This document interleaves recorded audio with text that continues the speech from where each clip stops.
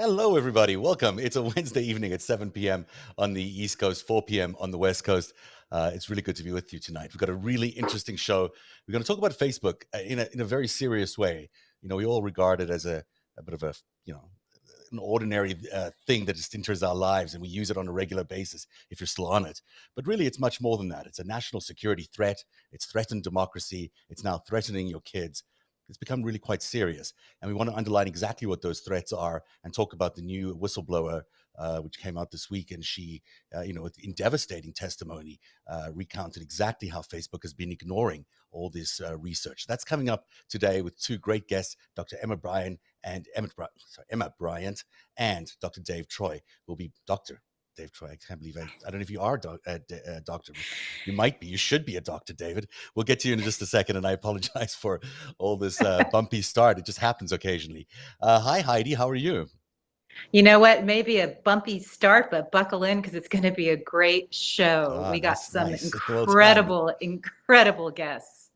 Yeah, we really do. And you're always hanging out on the chat, making sure that people who are watching at home can have their questions answered. So tell people how they can find you and where they should be posting their questions. That's right. I'm going to be looking at our Twitter chat, and you can go ahead and tag me at Heidi_Kuda. And we also have some volunteer viewers who are going to help curate some of the questions, and we hope to get as many answered as possible. And it's really great that you're doing that. It's really helpful to all of us to have those questions come in, and I'm sure you enjoy getting those answers. But now, before we get going any further on anything else, we have to do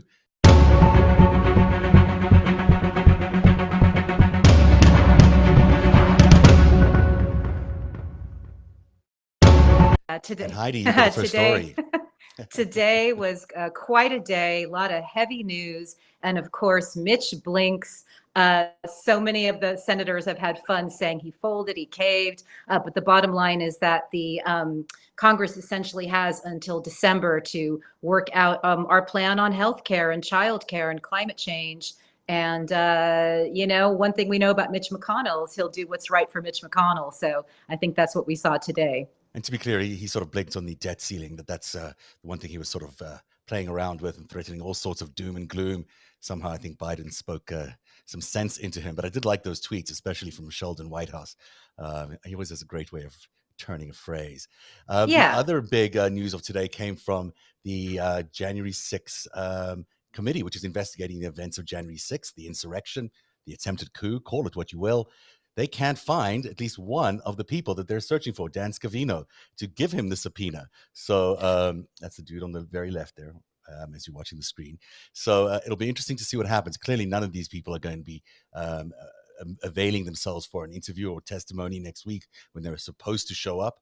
So we expect that this will lead us all to court. They expect it'll lead them to court. Donald Trump expects that it'll lead them to court, but we'll see if he actually has any standing.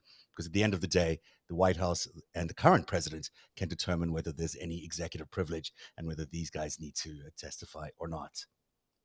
That's right. And according to our friend Rich Signorelli, we need to see incarceration until compliance. Oh, that'll be interesting to see. Yeah. One can only hope. Yeah. Hard times for Donald Trump. This is the third story, Heidi. Yeah, this is really interesting. Trump, in the first time in 25 years, has been knocked off of the Forbes 400 list, and that's the wealthiest folks really in the world.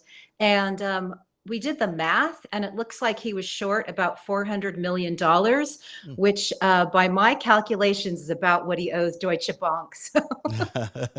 He might even know them more. He takes this thing very seriously. I know most of us wouldn't care less if we were on the Forbes list or not, but I know for Donald Trump, it is really, really serious for him not to be this. So you wouldn't want to be in a mile away from him today. You probably want to stay away from Mar-a-Lago if you have that choice, if that's in fact where he is. I don't even know where he is today. And then the final story in the news today, what do we have here?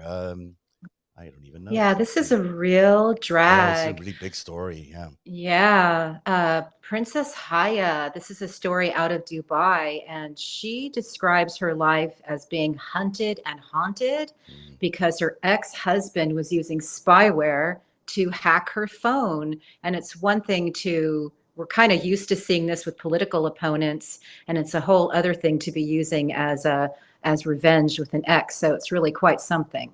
Yeah, this is really interesting because her daughter and the sheik's daughter had escaped his clutches from Dubai through a very dramatic attempt at escape, and it was pretty impressive that she was able to get the way as far as she did. But it seems in retribution, he's been hacking the wife's phone using, of course, NSO software from Israel.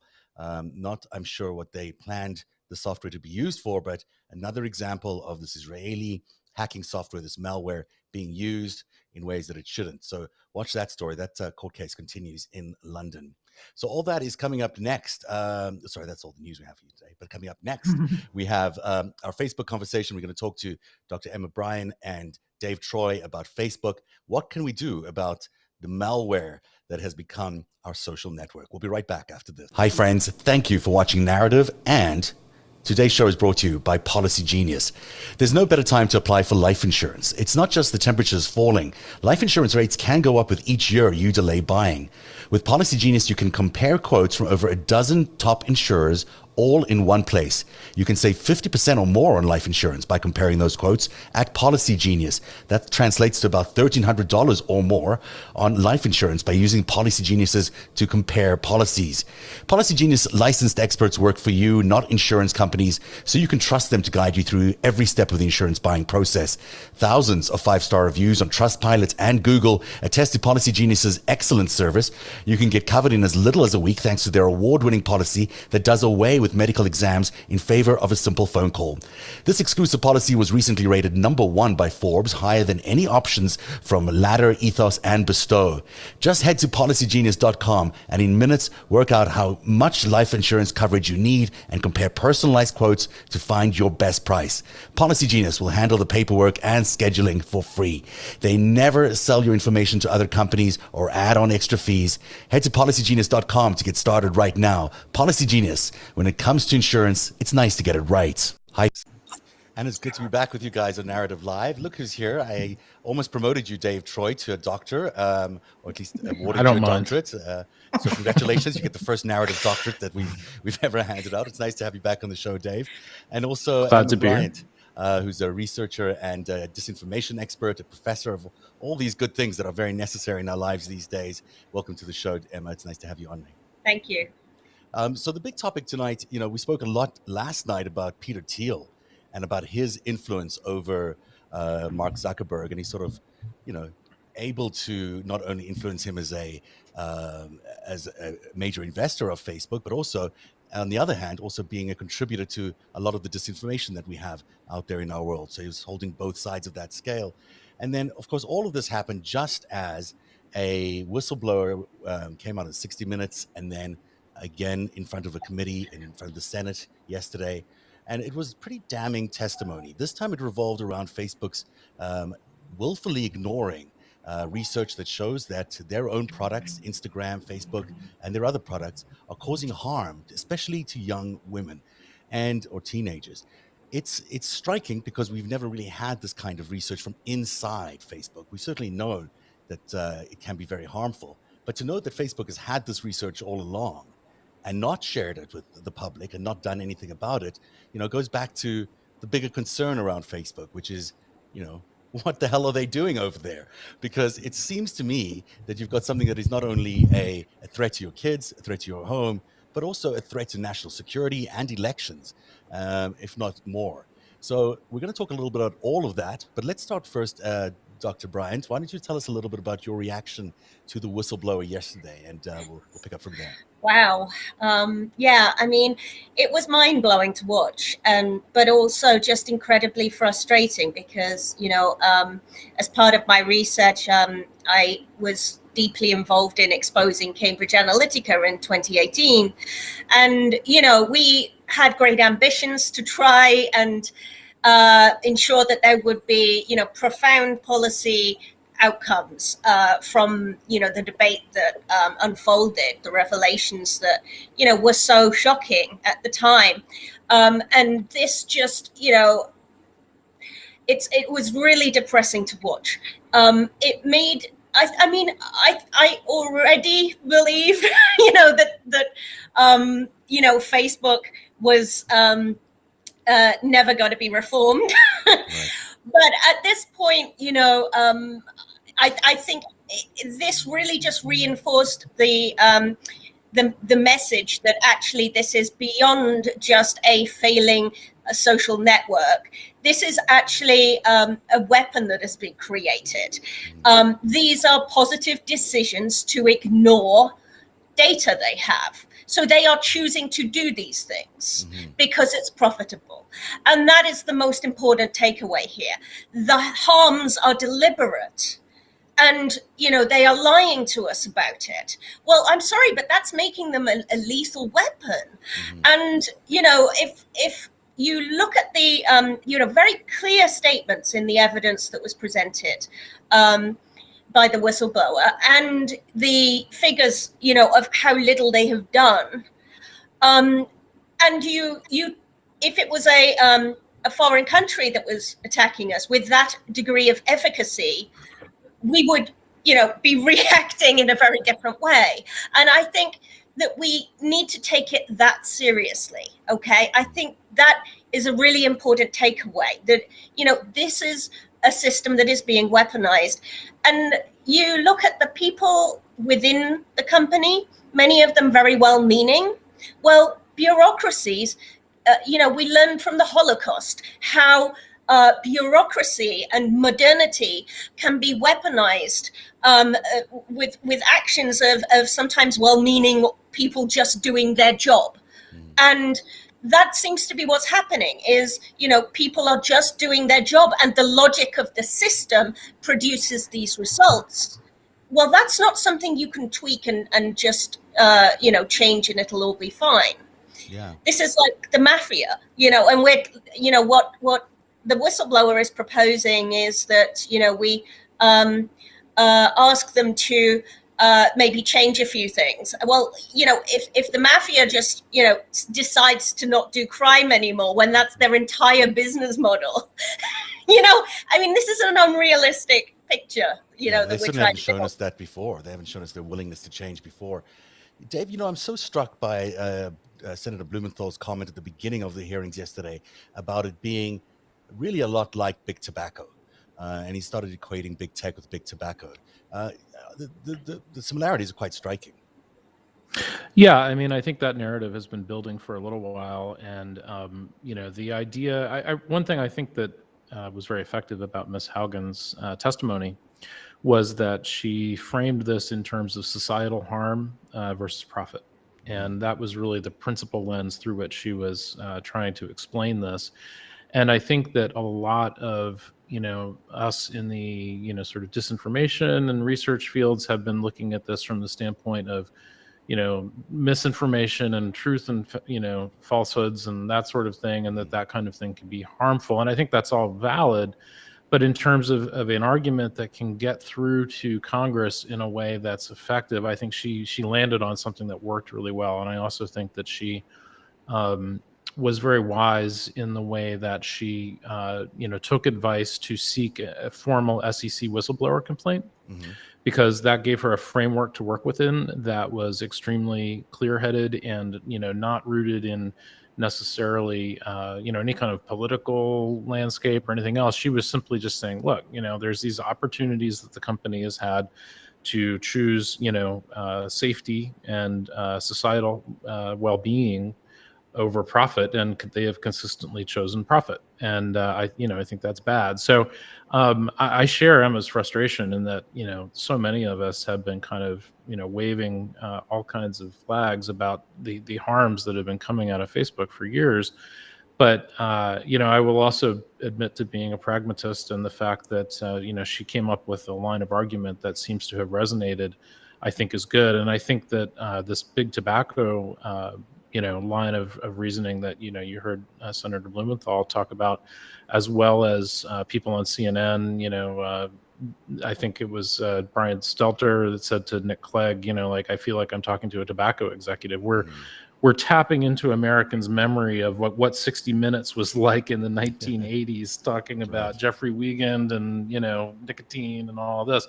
So, I mean, there are parallels there. And to the extent that that activates the popular will to do something, I think that that's, you know, useful. And I think we're at an interesting tipping point as a result. Yeah.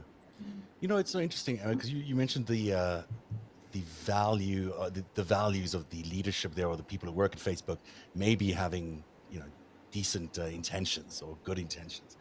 I'm not so sure anymore about you know, Mark Zuckerberg and sorry,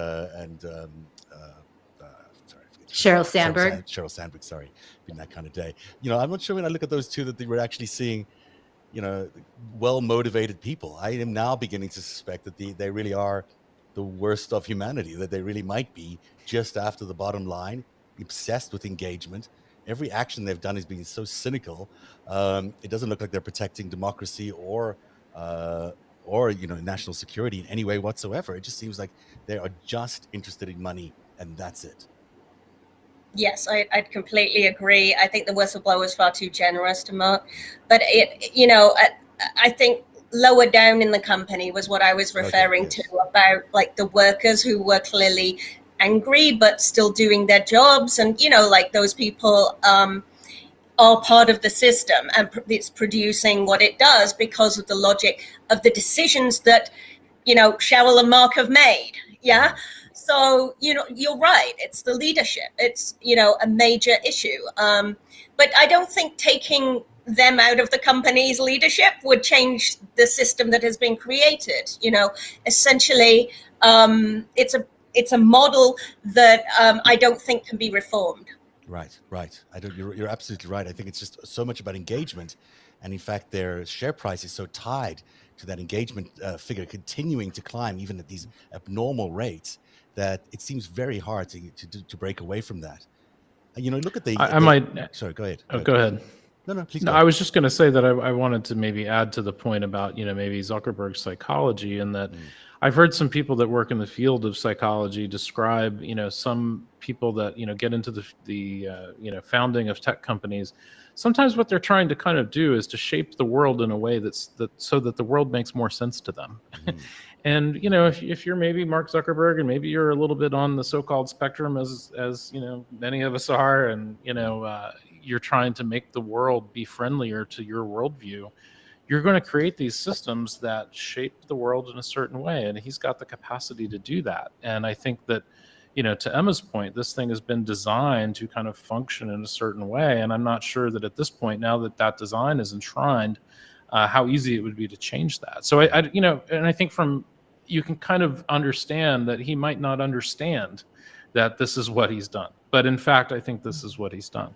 It's so interesting because a lot of these tech, you know, moguls started so young. You can't imagine anyone having that kind of power at such a young age, and yet, yeah, they get flung out of, you know, university and suddenly into the spotlights. There's a, you know, picture of him from. And how many ethics or philosophy classes did Mark Zuckerberg take before he embarked on this journey that required a massive understanding of ethics and human behavior? Right. I mean, it's like you'd expect someone. You know, how long has he spent considering that? You know, well, he's not a typical guy with normal problems, is he? You know, no, not at this point. He's not getting, you know, feeling insecure by his Instagram, I bet. But you know, you've got or maybe he is these days. You know, this is a picture of him from when he was Person of the Year in 2010, and you know, a more recent picture of him on the right. I mean, it's certainly. I mean, this looks like a child really being handed the reins to so much data, to so much power, and you know, kudos to him. He's been able to hold it together, but still. Many say that the way he's done it has been, you know, really you know, with no regard to ethics and really in a very, some would say, underhand kind of way. And he certainly, these days, you know, the veneer that he had of being this, you know, super brilliant, super capable young guy, that has fallen away. He's no longer that person. Well, I also, when I see that image, I see a troll. I see Troll of the Year, because if you look at where he started with Face Mash, I mean, I have a son who was raised on, you know, the interwebs, and he wouldn't have done a hot or not type thing because you just don't do that. Right. So I think there's always been kind of that undercurrent in him. And I do want to say something to Dave's pragmatic point that one of our viewers, Jim Stewartson, and a good friend of Narratives, pointed out that between the outage and yesterday, Telegram gained 70 million new users. Oh, wow. So that is kind of the playing field that we have to deal with on a practical level. And Telegram is a Russian messaging service, really. There's no other way to describe it. It certainly seems to flow directly out of the Russian state. Or certainly it claims to be a private company, but it's not.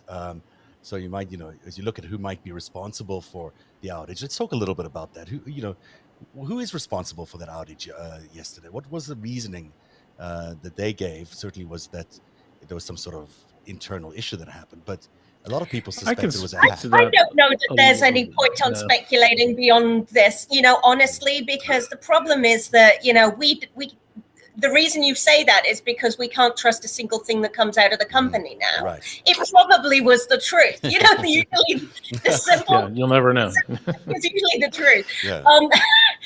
But the point is that we will never know. Right. We will never know. Well, we might know if there are releases of the data, which some people have been speculating could happen. Then we'll know it certainly wasn't hackers. I would say that the things that we can know based on the forensic evidence are that something appeared to have erased their BGP routes from the internet, which basically means that their IP addresses for all their servers just went offline. Mm-hmm.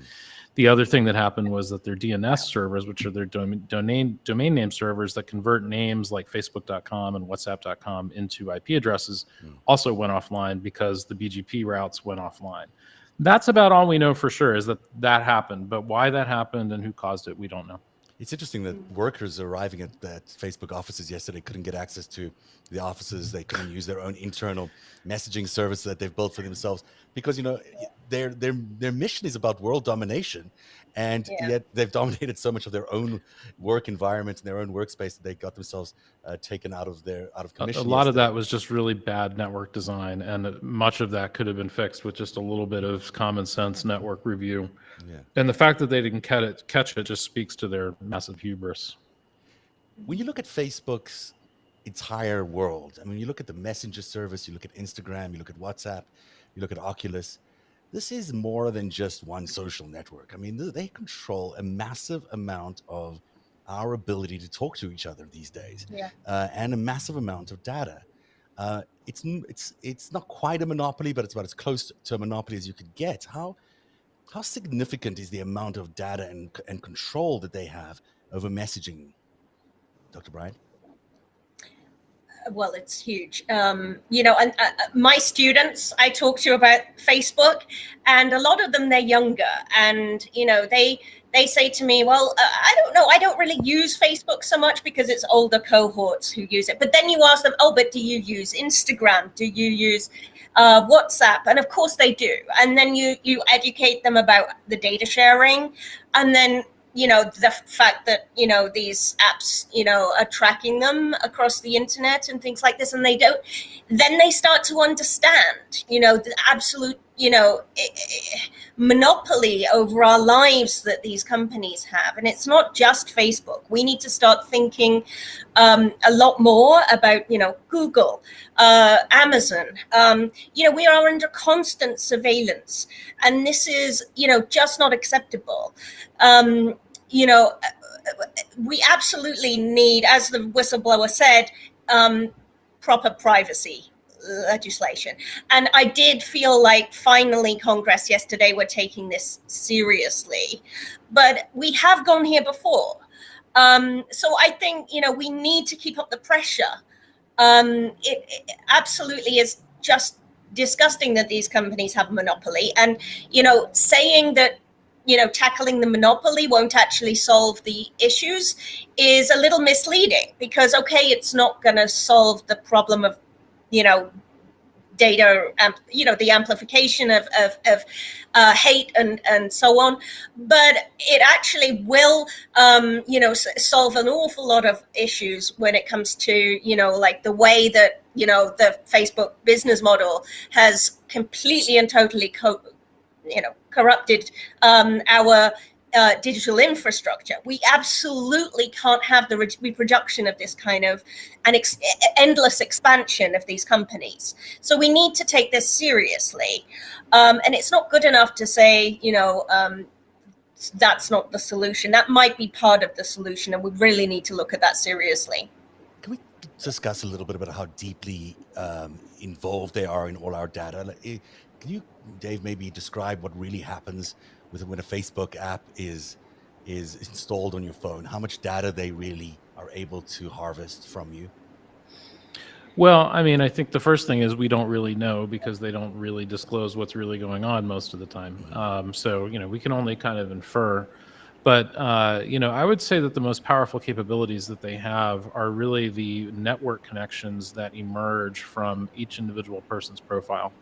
So that includes all their friend connections, all their interactions with friends, all of their interactions with brands and pages and with groups.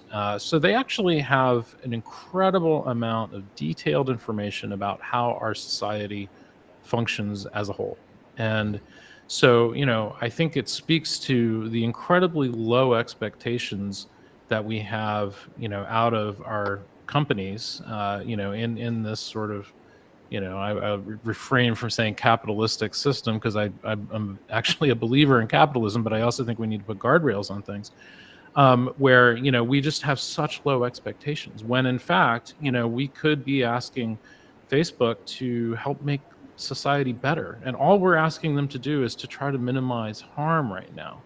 And so, they have just incredible information about locations, about, all of our, preferences and what sort of cliques we fall into and how to make us angry and how to make us happy. And they know everything about us. And they hack everyone else's, every other piece of data you have on your phone. And they're importing and correlating with every other piece of data they can possibly find in order to make all of that better and to make advertising work better. And so, I think there's a few different things that are in tension here. I mean, one is, they've said that if they had to, fully moderate everything that they have coming their way, they, might not be profitable. Well, okay, that's a thing. That's something I'm willing to risk. Let's try that, see how it goes. But that's the kind of the thing is that, these things are in tension. And so what, Ms. Haugen was saying was that, basically they're making decisions to maximize for profit and basically skimp on things that would lead to safety and data protection and lessen societal harm. And, they could be doing an awful lot to help society. The other thing that I thought that Ms. Haugen identified that was very prescient was the idea that so much of their decision-making is driven by short-termism and the fact that, they're creating this toxic space that then people are choosing to leave, which in turn is lowering their long-term prospects. People now have a very unfavorable brand image of Facebook. People are now leaving Facebook in droves, as where a few years ago it was seen as kind of positive and useful. And so while many people now feel kind of stuck with it because that's where their friend networks are, that's where the groups that they're interacting with are, that's where they're raising money for their fundraisers, I don't know how many people really feel positively towards Facebook right now. And so if they instead opted a long-term oriented business strategy, they would be optimizing for, cultivating goodwill. And they're not doing that, which is, in my mind, as a business person, insane. Yeah. It does seem to me that their main business these days is just the connection of as you mentioned, old friends. I mean, it really, if you could copy that into a different service, it would be, quite popular, one would think, if someone could. I operate a 11,000 person civics group in Baltimore where, people are getting their news about local matters. And, I wish there was some other place to do that effectively, but I'm stuck there right now. That group is stuck there. It's 11,000 people, dealing with civic issues that are stranded. Yeah. So I think, that issue needs to be addressed. Go ahead, Sorry. Dr. Bryan. Oh, I was just going to say, I also think it's interesting just how hard they're working to get to younger audiences. And I think that's something that comes out through the whistleblower testimony. And, they feel threatened right now, I think. That's what it shows, is the desperate lengths they will go to, for the sake of keeping that profit margin as high as it'll go. So, you know, I think that Frances has kind of revealed some, I think the most shocking aspects of it were what she revealed about the harms that can be done through this. I mean, that is the stuff that really, you know, she was able to speak to the best. And I think the radicalization of politics was something that I think most people missed a little bit, because, you know, we were looking at the, you know, harms to teens and so on. But actually, you know, she stated something that was really important about how it incentivizes policymakers, because this kind of, you know, need for the radical content is actually shaping their policy choices. Right. And we, you know, we create a system where people become more radicalized, their politicians become more radicalized, and the whole thing is like a cycle that gets worse and worse. That's such a So, good point. you know, we need to remember that. And I think that was something that's been lost a little bit, you know, in the discussions around this. Right. I think Facebook she made a really important point. They've changed the way, Facebook has changed the way we do politics, basically, Yeah. by just encouraging extremism and polarization. So it doesn't really matter anymore whether a politician tells the truth, as long as they are in some way inflaming the situation, they'll get noticed. And they're that's not a kind of competing with the politics that other gets- politicians. Yeah. You know, they're all competing for more engagement, Mhm. you know. Mhm. So it's changing the entire policy discussion. Right, it's done real harm to our system in general. Heidi, what are people saying in the chat rooms? And then we'll get into some of the details around Cambridge Analytica and some other things. I don't think we're ever going to be able to quantify the damage that's been done. And of course, we have two Cambridge Analytica experts with us, so that is something that our viewers would like addressed. You know, in 2017, we thought this was it, lights out, they're going to break up the monopoly. They were very reluctant to admit to the scraping that was done and the whole Cambridge Analytica impacts globally. So I think that is one of the subjects that our viewers would like addressed. And then, of course, there's multiple others, but that seems like a pretty good place to start. Let's talk about it.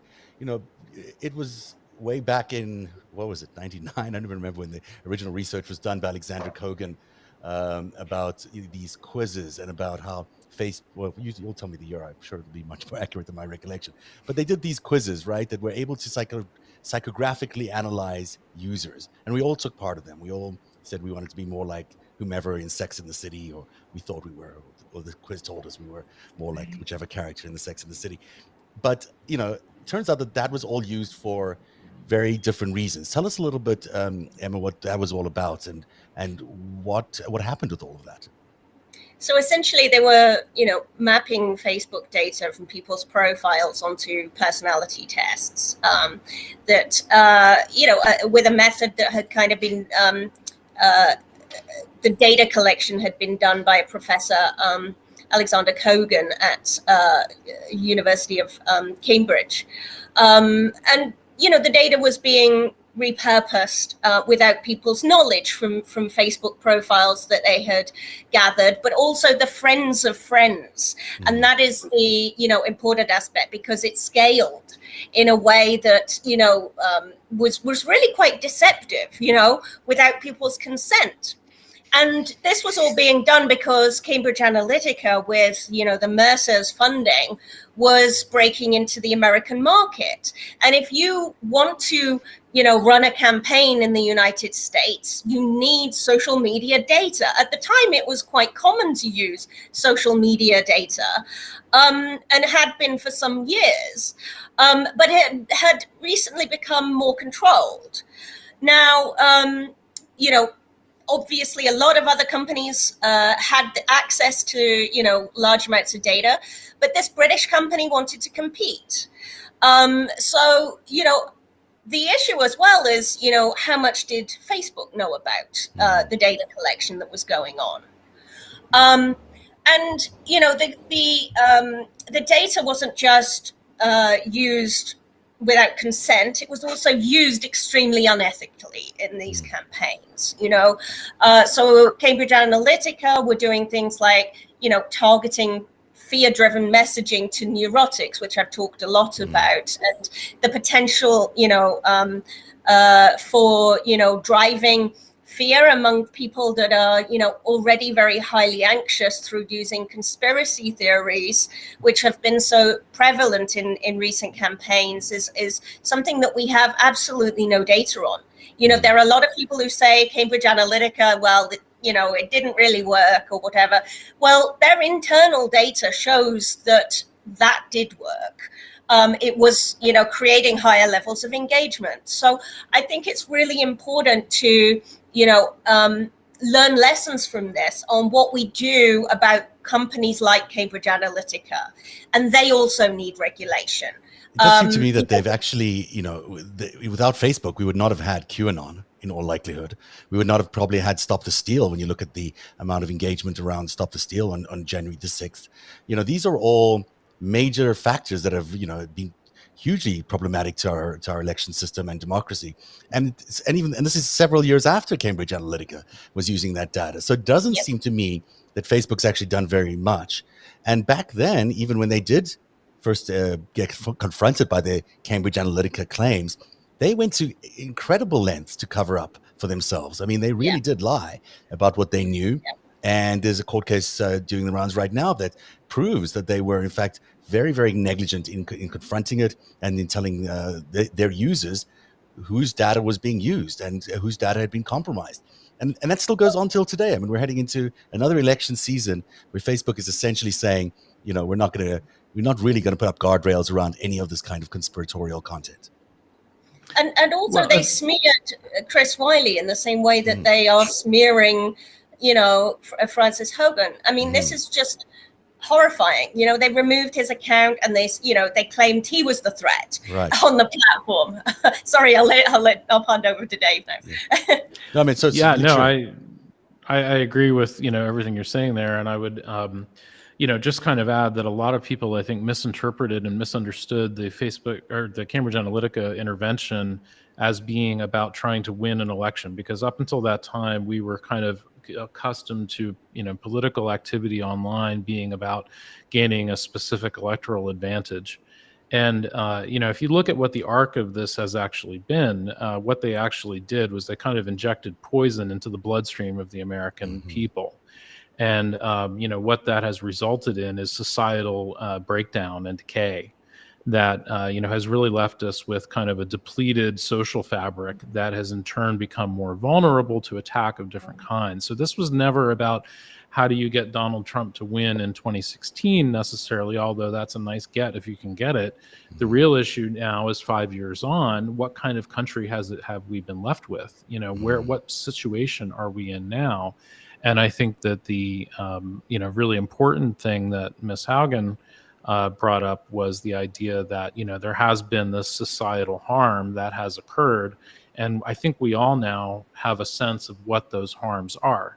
This isn't just about political polarization. This is about people losing track of reality and going down into crazy rabbit holes and attacking the Capitol and all of these other things, which sort of kind of map on to political party activity, but they're also just what appears to be, the country kind of losing its mind and grip on reality. So I think that, that continued manipulation and the idea that that's continuing even now up to and including the appetite for young children, young girls, dealing with body image issues and eating disorders and all of that kind of thing, pretty clearly immoral. And I think that almost everybody can see that preying on people that, are young and manipulable particularly is highly unethical, and also is going to lead to a very bad place for American society, and many years on, 5, 10, 20, 50 years from now, we're going to be dealing with people that are still coping with the harms that they were, had inflicted on them by Facebook in 2021. Absolutely. And that all of those, really work to the benefit of Vladimir Putin and and the Kremlin in many ways. And it's not, it's no secret to any of us that do the stuff that the Kremlin and the Internet Research Agency, which came out of St. Petersburg, run by Prigozhin, the so-called Putin chef. I mean, that was, on top of what Cambridge Analytica was doing, was used to poison the political environment in the most awful ways. And you see here an example of one of the first posts they put out for supporting Trump, talking about, basically foreign workers or immigrants. But, the message was so clear about how racist it is and how, and bringing a kind of language into our politics, which had never really been tolerated or hadn't been tolerated for a long time. And yet we know today that the same IRA continues its work in many ways. And, we haven't, even though they certainly did stop some of it and some of it was removed, some of the accounts were removed, in general, we still have very much the same situation still existing today as existed back then. Well, and a large part of that is actually, you say America hadn't had, maybe not to the same degree, but they were using and amplifying, traditional kind of like, propaganda from the United States and just making that far more, extreme. And, utilizing these platforms, which, have a tendency towards this kind of extremism. But, the reason it resonated and, had an effect is because it plays on those cultural themes that are present in American society. And it's, that was how it's able to be so divisive. So I think, the power has to recognize that American society, has this, element there already. And, that has to be addressed in order to protect and to overcome these divisions that we're seeing between people and, that are really destroying the United States right now and, its culture. We're coming up to another election. And I'm kind of worried about that one, I'll be honest, because I don't think any of this has gone away. And I don't think the wounds are healing. We're pretending that they have gone. And that's not the case. In fact, it's the opposite. They've deepened. We've now, 4 years on, have poured even more into these wounds. And they, we continue to find ways to polarize this country. And sometimes with fake news or whatever, they keep inciting, the fear that you're talking about. This, giving fear to neurotics is essentially what we've been doing now for years. We've made it even if it didn't exist before, which it probably did, but we've now made it a real thing. Well, they've made it a real thing. And I would suggest that these wounds are cumulative. At the end of the day, we have this idea that okay, if they stop running the ads, everything is okay. Or if whatever the activity is, slows, then it'll be all right. But the issue is that we have actually internalized these wounds as a society. Our fabric has been cut and torn in very important ways. So to everybody out there who has, quote unquote, lost a family member to QAnon, or has people that they can no longer talk to because politics have become too divisive, or, who has a, direct family member that has somehow or another been damaged by this stuff, those problems are not going away just because, we've tweaked the social platform a little bit. Right. These are actual wounds to our social corpus. So when we think about this stuff, it is actually affecting social capital and how we run our country and how we perceive ourselves. And that stuff is cumulative and it hasn't gone away. We're going to be living with those wounds in some cases for decades. Yeah, it could tear apart the country. I mean, it could literally tear apart That's why we have to stop the damage that's happening from continuing to occur right now. Yeah. Heidi, I know you want to jump in, but can I do this quickly? Can I do the... Yes. Let's talk a little bit about Milner, the Yuri Milner, who was an investor in Facebook, an early investor. This was soon after, soon before they did their IPO. I can't remember. But nevertheless, Zuckerberg went on this trip to Russia, got a deal with Yuri Milner to fund a portion of the company, and without any board seat. That was the big sort of takeaway from everyone. Was really interested in how he was able to get all this money without, having to give up at least a board seat. That's the kind of thing that normally happens with a big investor. Yuri Milner turns out to be connected to Usmanov, who is a oligarch of, negative repute, one would say, out of Russia, and very tied to Putin, and an all-around bad guy. And Yuri Milner is influential. And as we know, Russian politics and business, if you call it that, intermingle a lot. And certainly if Putin wanted something done, like he wanted access to code or data or anything like that, he might have been able to get his hands on it in a deal like that. And maybe a naive Mark Zuckerberg would have handed it over. How serious is the problem of Russia's attachment to Facebook? Well, I mean, I can speak to, that investment was well known when it occurred. I recalled, talking with people about it as it was happening. It was like 2010, 2011 timeframe. So, at the time, I remember, the climate being very much that, like, Russia was, it had its issues, but nobody really suspected that, in the investment world, that it was going to turn into this, like, deeply, malicious actor. And so I think that certainly within the Silicon Valley tech community milieu, which I've spent a lot of time in, the overwhelming feeling would have been with somebody like Zuckerberg, like, oh, it's money? All right, that sounds good. Great, sign me up, And, to some extent that I think is fair because that was kind of the climate at the time. But I think also that, taking that money, may well have exposed him to various kinds of compromise or other kinds of influence that would have in turn affected the turn of events. I also think it's important not to limit ourselves to the discussion just of Facebook, although I know that's the focus of tonight's program, and also not Russia. I think that, there's a lot of weird money floating around out in these tech companies, including from UAE and Saudi Arabia and China and, God knows where. I mean, there's every crazy thing you can possibly imagine is going on.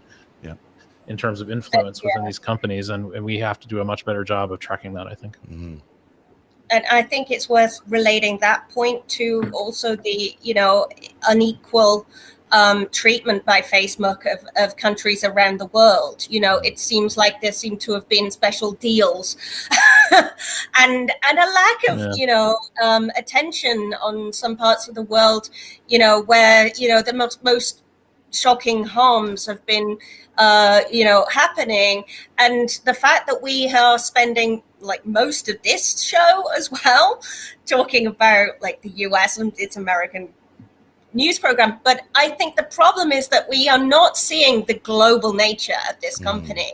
It is ruining lives around the world. It is a weapon of war.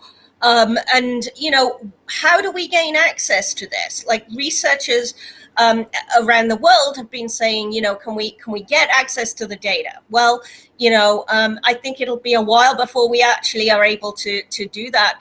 But I think that also doesn't go far enough. We need to be requiring some kind of FOIA access. So, these kinds of, revelations are not so dependent on attacks of conscience and bravery of whistleblowers. It's not good enough that, one person has to take these huge risks. We need reliable access to information and documents from within the company that, so we can ask the questions about, these kinds of investments. And I'm sorry, but like when you are as big as Facebook, you need to allow that access. Right. I mean, it was kind of stunning that Google allows researchers access, but, Facebook does not to the similar kinds of data sets. One of the things that was mentioned by the whistleblower the other day. Heidi, what's going on in the chat rooms or so much, but can you surf the deck and see if you can find the slide on digital colonialism? Hard for me to do right now. I'm sorry about that. No worries. You can't do it right. I know I saw your note on it, but I'm struggling to get there. Let's talk about that for just a second. There's two things that I think are kind of burning up in the chat right now. One of them is really to your point, Emma. One of our viewers this morning sent me a link about digital colonialism and what happened when the outage occurred, and all of these countries that communicate among each other with WhatsApp was just, devastated. That is a scary amount of power, and I think we do need to start viewing it in a much bigger zoom out way. And I think digital colonialism is the phrase that we should be working with. So that's the first thing that folks would like you guys to address. Thank you. Yeah. And I want to just note that, like, this has been, decades where we have seen technology as only a beneficial thing. And, working with private companies was seen as a way to bring new technologies that were, denied to parts of the world that were, developing and so on, to bring access to the internet to people. And yet we were not really thinking about like privacy and harms, and like a lot of NGOs, well-meaning NGOs, will have were helping with these kinds of efforts, and it's built an infrastructure that's important to people, that enables aid work, and but also we need to be more aware of how that's weaponized, and the fact that not everywhere has the kinds of democratic systems and any kind of rules of law that are ensuring accountable government and so on. And in the Cambridge Analytica case, the harms were greatest in other parts of the world. And I wanted to make sure I said that because, I mapped Cambridge Analytica's efforts around the world on my website, propagandamachine.tech. And, this was something that I wanted to get across to people, is just the inequality of it. The fact that these people were working around the world, and their most unethical campaigns were places that we barely think about, and those people matter too. Right, because especially it was Kenya that I think is the most well-known example of all of those, where Cambridge Analytica really intervened in the election there in a terrible way. And the Caribbean is another well-known one. Trinidad and Tobago, yeah. It's so scary. Listen, I mean, just all the names you guys are just rattling off at the top of your heads. I had a really brief conversation with a previous Facebook whistleblower. I'm not going to say her name because I could sense that she still has been traumatized by the experience. But she exposed the fact that 25 countries had their elections tampered with. And that is a scary statement and a scary amount of power. And I'm really glad that you guys address the global scale of it, because, it's a monster. I did find the slide, media by the way. freedom side of this is really important. We need to be remembering that there are journalists under attack around the world, and the pandemic as well has heightened this, has, made people more dependent on, digital technologies, and governments, like unethical governments are, exploiting this. The worry as well is that, you have, the new technologies that have been developed being weaponized against people all the way around the world. And, anything is used as an excuse in order to, siphon people's data and target them with campaigns that are really unethical. We're seeing these, awful infodemic of COVID-19 as well, propaganda being distributed worldwide. They're not doing anything about it. They're just, people are dying. Millions are dying. They don't seem to care. I mean, it's almost the reverse. Like they really want to encourage it. There's no other way to describe it. There's an interesting fact that came out of the testimony yesterday, and I can't remember the exact number, but it seemed to me it was something that 90% of the amount of money being spent on fake news or on pushing fake news was happening in the English-speaking world. So even though the impacts are certainly felt around the world, the real battle for people's minds is happening in the English-speaking world and mostly in the United States, which I thought was an interesting message to be sending out about how much of a battlefield this really is. America has become the battlefield that is going to impact the whole of the world, but it's really an American battlefield right now, or an English-speaking world battlefield.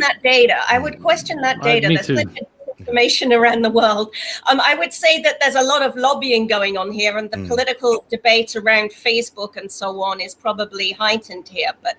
But disinformation affects, a lot of languages, and we lack data. It's part of the problem is research doesn't happen in those places. And I might say that you might be right that that's where most of the money is being spent, but that I'm not sure that that's directly proportional to where most of the damage is occurring. I think that, with situations like WhatsApp, where you've got these encrypted messages going around and spreading rumors in low-income communities around the world, that can be incredibly damaging, and it doesn't really cost anything. Right. That's the thing. I mean, I think prices to advertise on Facebook in a third world country are far less than obviously than well, in the and United States, again, proportionally. WhatsApp, if you start injecting bad stuff into the WhatsApp bloodstream and that circulates and creates rumors and, groups and all of these kinds of things, that can be very, very damaging to a society. Indeed. It's interesting, a few years ago when Zuckerberg decided to encrypt all of the messaging services, some people thought, well, that's great, he's protecting privacy. But really, it was also protecting disinformation, because it's really hard to now figure out how that disinformation flows in places like WhatsApp, because we have such little access to what people are pushing Almost out. no way to study it. Yeah, it's unbelievable. So let's talk a little bit about Sandberg, because she has a very unique public image of being this very go-getting, women-positive, very in some regards, very popular business leader, and that she stands out from the rest. However, the new iteration of her image appears to be somewhat different. It seems to be that she's if anything, much more focused on money than Zuckerberg ever really was. That when she took over, it was that's when the big drive to profitability really started. That she's been approving personally of a lot of these efforts around the world, whether it's Myanmar or elsewhere, to allow some of this disinformation to continue. That she's very focused on the cover-up and very focused on the PR, and not very focused on fixing the situation internally. And in fact, she's anything but her sort of, she's leaning in, but she's not leaning in the way she suggested people should be leaning in. She's leaning in a very negative way on this issue. Do you have any thoughts about her, either of you? Well, I can at least speak to the idea that she was very much part of the Harvard milieu with Larry Summers, and it's so interesting. Isn't that Larry Summers thing interesting? I just can't get over that. But she worked for him for like 10 years. This is the same guy who adjudicated the Winklevoss Zuckerberg thing when he was the Harvard president. I mean, he's not just a little connected. He's a lot connected. Before that, he oversaw a lot of the people that were connected with privatizing Russia. And there's a really great essay that everybody should read called How Harvard Lost Russia, that talks about basically the privatization process that was patterned after what happened in Poland. And basically, what happened was they sent in all these Harvard whiz kids to, and by whiz kids, I mean, 30-some-year-old professor types to, very rapidly privatize Russia, and they realized that they could make a ton of money doing that. And so many of them engaged in what we would probably consider to be insider trading. Among those people was Tom Steyer, who people won't want to talk about necessarily, but there was this whole network of people that profited massively from this. And Larry Summers kind of found out about some of this activity and even encouraged a lot of it, and kind of said, well, as long as you didn't get caught, then it's great. But also if you did get caught, then, just push past it and you'll be fine.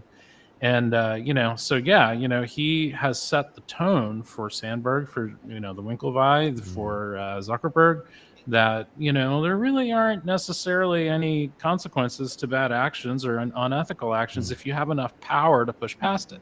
Yeah. And I think that, Zuck has learned a great deal from both Sandberg and Summers, and I think it's unethical. And I think that, we shouldn't be surprised that they behaved in this way, because they set the pattern for this in the 90s. And just everyone was aware, and I know you've got to go, Emma, but the Sandberg was Lawrence Summers' favorite student at Harvard when she was there. But also she followed him through his career all the way to the executive, all the way until he was the Treasury Secretary. So it's not just a short, period of time where she was influenced by him. She was aware of everything that was going on during that whole period of time, even though she did spend some time in Google. And her family has a pedigree of coming from Eastern Russia, from Eastern Europe at least, but also very, very much active in the immigration of the refuseniks back in the 80s and that whole era, which is controversial in many ways because of many of the people that came over. But at the time, obviously, it felt like the right thing to do. But again, it ties her whole family in with this history that Summers has of exploiting Russia and bringing the refuseniks over. So, I think there's a lot more we still need to understand about Sandberg and what she's done. It's not only Mark Zuckerberg that might be, someone we examine as closely as we have. I think as well, if I may say, that we, and especially actually in America, there's a tendency to think women somehow are going to be better. You all work together and collaborate and help each other. Isn't that the case? There's this like idealism and, like ridiculous kind of stereotype that somehow, putting a woman in charge will make everything better, and they don't, do anything that's corrupt or dishonest.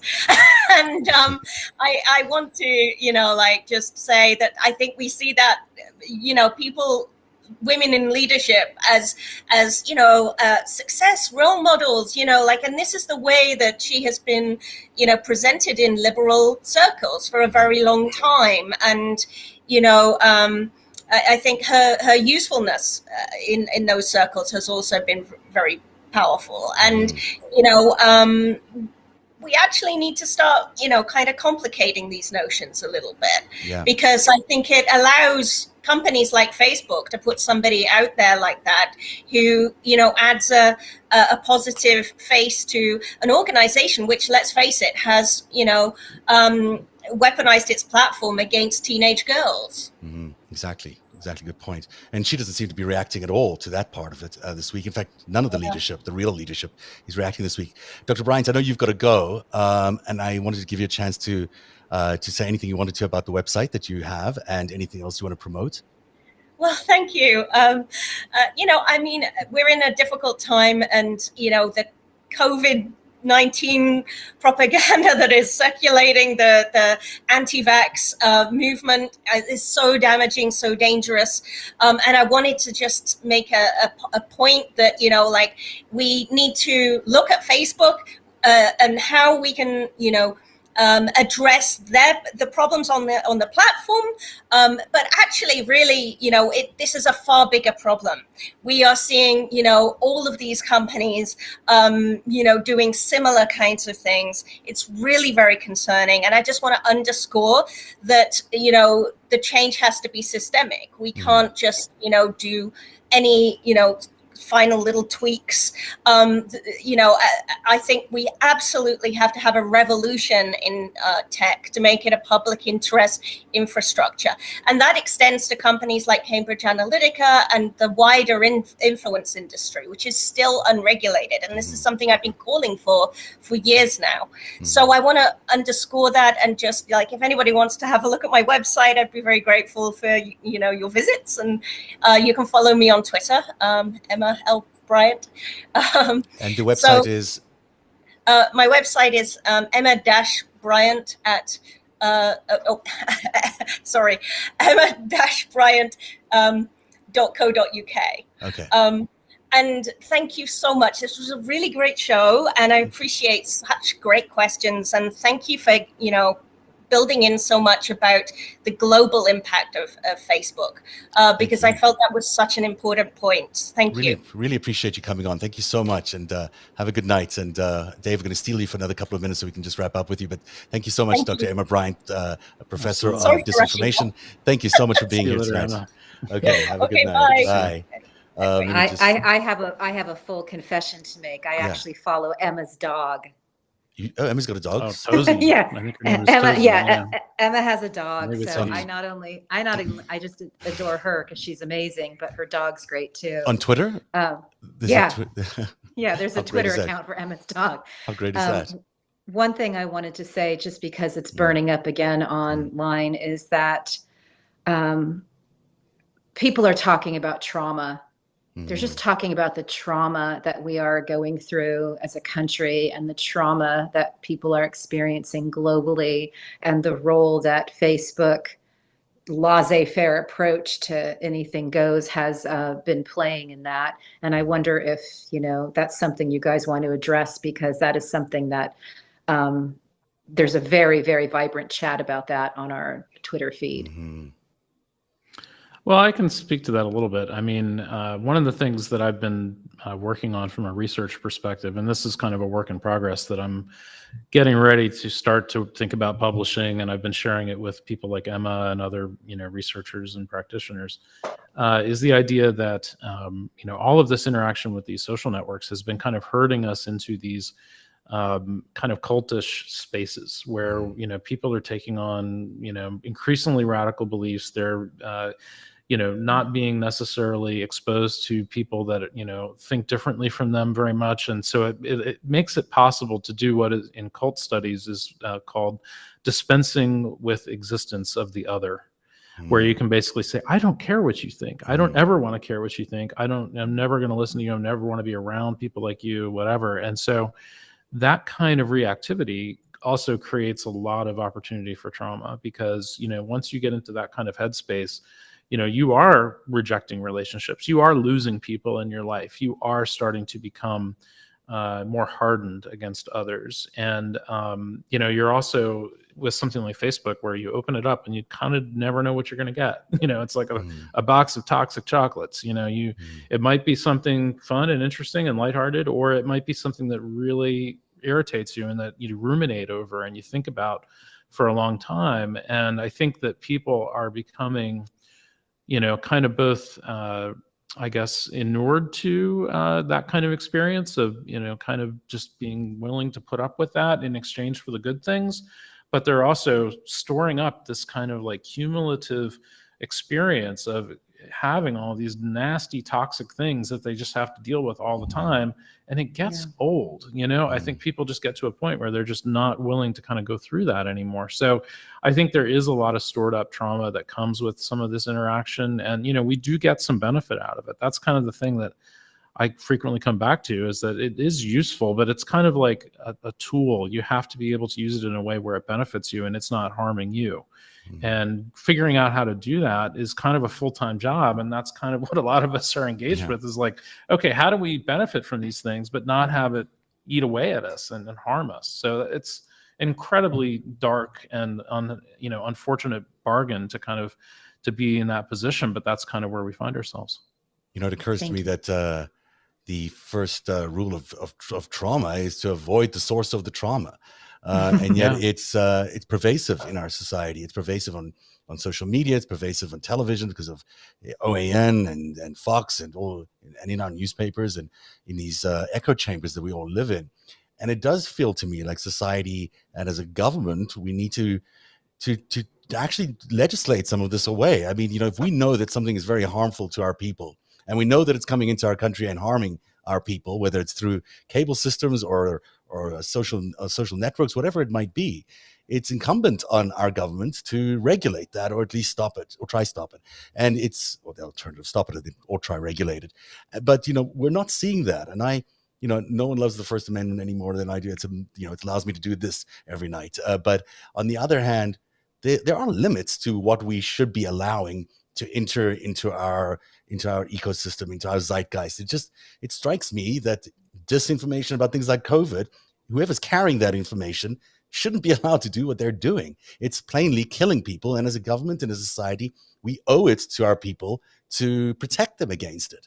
And that could be for trauma reasons or just general reasons of our own safety and well-being. Well, just practical, how do we make a healthy society? And having a bunch of nonsense information floating around is not going to help us do that. So, I think, there's a lot of different discussions around how to go about handling that problem. And, the most nuanced and intelligent ones that I've heard center around the idea that, we don't need to suppress anybody's speech, but we also don't need to pay to amplify it.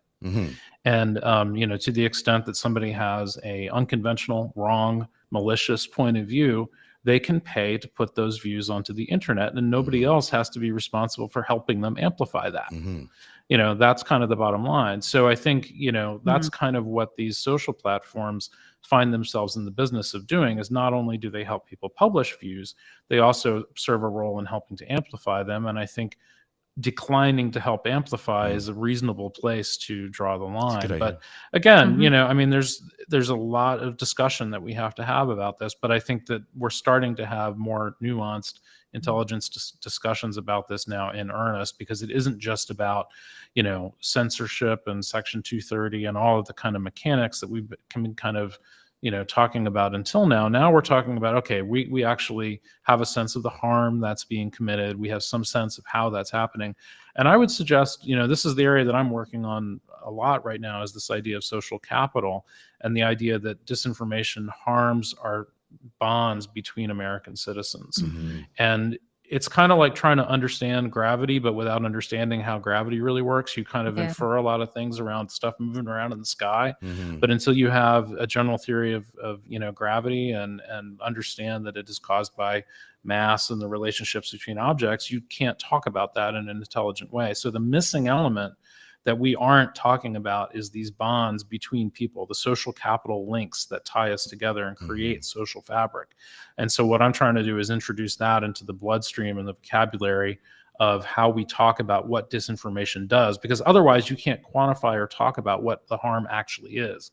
All you know is that you see stuff that seems bad and people feel bad, but you can't say what the harm actually is. So by being more clear about that, we can start to identify the things that are causing that harm specifically. Mhm. It's a really good point. Great stuff. Thank you, Dave. Thank you, Dave Troy, for being here tonight. Dave, do you want to promote anything? Is there anything I could just you can leave our audience with about where they can find you and your work? Yeah, so probably the best place to interact with me is on Twitter right now. I'm at Dave Troy, and also at davetroy.medium.com, where I'm writing some things. At the moment, I'm kind of gestating a whole lot of different projects at the same time. So a little bit dark in terms of big publications or that sort of thing, but you'll be seeing more come out over the next few months. And your medium is really terrific. I really recommend it to Thanks. anyone. Yeah, I have a series there on the big history behind January 6th, which if you haven't had a chance to check that out, it does offer a pretty coherent framework for the history of how we got here. It does indeed. So that's a good thing to check out. So thanks very much, Dave Troy, for being here tonight. And thank you, Heidi. That was a great show. Thank you for putting it all together. We're back on Friday with the after show, which gives us tomorrow off, which is quite nice. Not really off, but we're not on here. But we'll see you on Friday on the after show at 4 p.m. Pacific, 7 Eastern. Anything else you want to share, Heidi, before we say goodnight? I'm just really grateful that everybody took the time to not only show up online, but to show up here. And you and Emma were just gangbusters. One thing before you leave that I think is another burning desire question, if I can. Are we ever going to own our data? Is that just a question we just leave dangling? Are we ever going to own it? Well, this is a topic that has been brought up by our good friend Brittany Kaiser, who is quote unquote a whistleblower who left Cambridge Analytica. And she has been working on an initiative to allow people to use like blockchain to quote unquote own their data, and they can monetize it and whatever. My position on that, and I think the position of many researchers, is that if that's the model that we want to use, then the issue there is going to be that there will be enough people that will sell their data and monetize it, that they will end up selling out society. And so there isn't really a solution there to be had. And that's why we can't abandon the idea of governance and allowing government to do the kind of regulatory things that we need government to do. That's why we organize in that way, and we have to go down that path and let it do its work. Keeps coming back to good governance, and good democracies create good governments. It's hard work. Yeah, it's hard work, but we got to keep at it and keep up the fight. We certainly are not. It's not over yet by any shot. So thanks very much for being on Narrative tonight, and thank you for joining us at home. We'll see you again on Friday. Have a good night, everybody. Thank you. Good night. See you next time.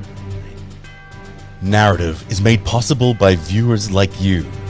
Join today and support truly independent journalism at patreon.com/narrative. That's patreon.com/narrative.